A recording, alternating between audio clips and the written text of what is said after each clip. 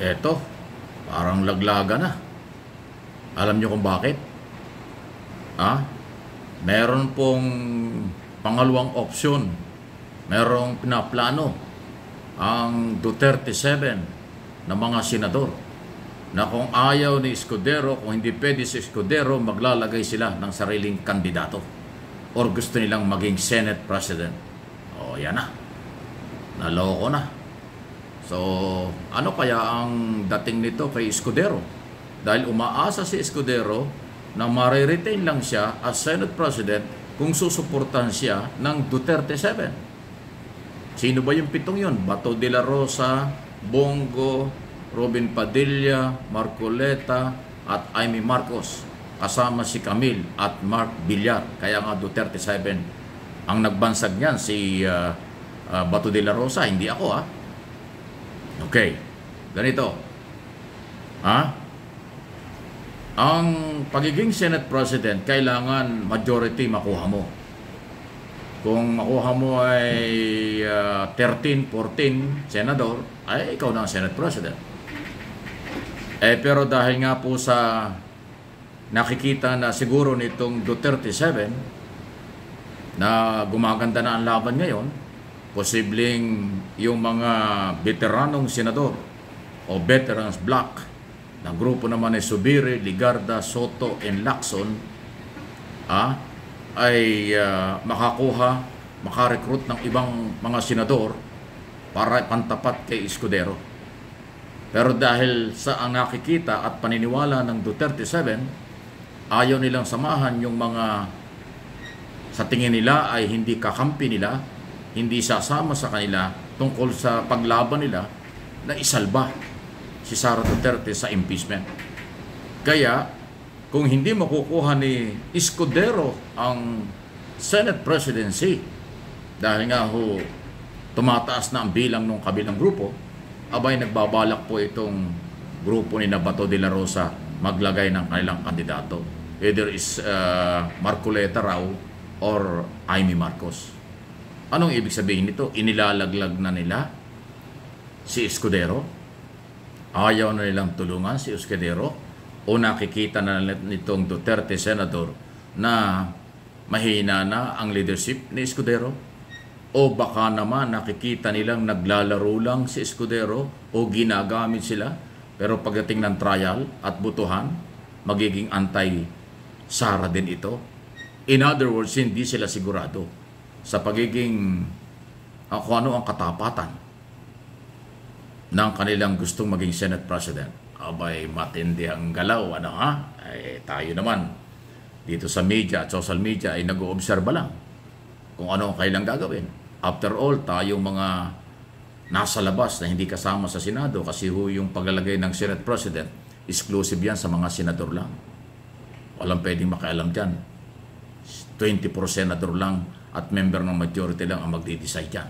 Yun po yan Ang gusto kasi, alam naman natin, ayaw man aminin, ang gusto nitong grupo ni na Senador Bato, Duterte Senador, ay yung kaagad-agad na ang gusto nilang makasama at Senate President ay yung papatay sa kaso ni Sara Duterte.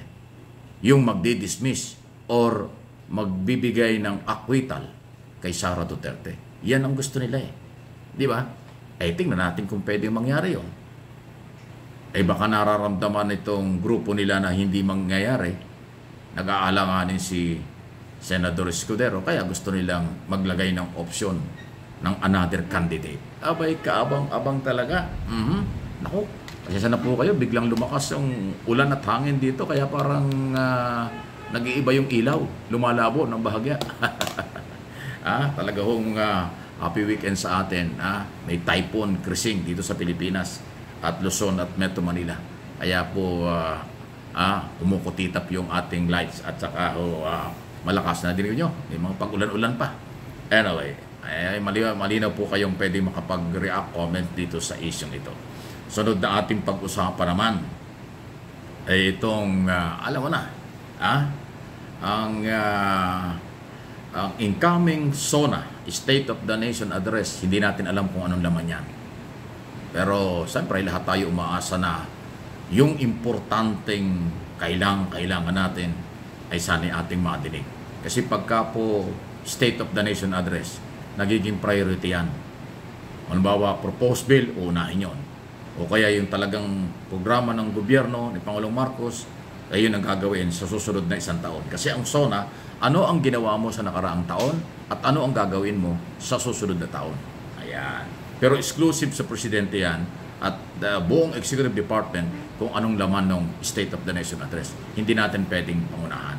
May mga sapantahalang pagpapalakas ng ekonomiya, pagpapalakas ng security, at tungkol sa education, tungkol sa health, at marami pang iba.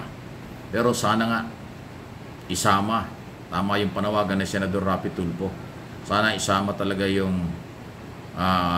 total ban sa online gambling. Hindi pwedeng regulate yan eh. Dapat total ban. Pasintabi na ho yun ang hanap buhay kasi ho, hindi nila kontrol eh.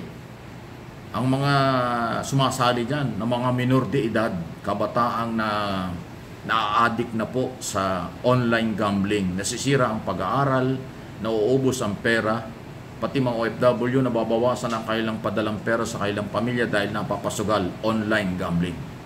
So sana nga po ay pag sinabi kasi ng Pangulo, total ban, itigil, ay mabilis pong mangyayari yan. Katulad dun sa Pogo, di ba dun sa nakaraang SONA, sabi niya, itigil, stop na.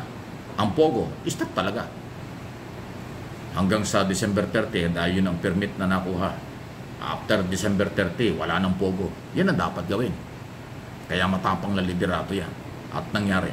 Ito, kung stop or total ban ng online gambling, talagang titigil yan.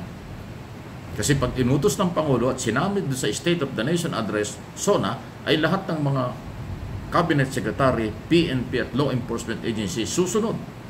Hindi naman kailangan ng batas para ipatigil yan eh.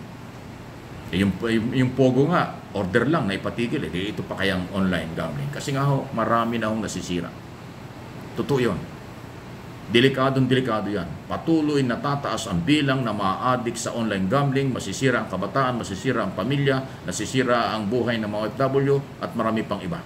Dahil kahit saan ka nandun, pwede kang sumali sa online gambling. Nasa bahay, nasa eskwela, habang iba nga nagmamaneho, grabe.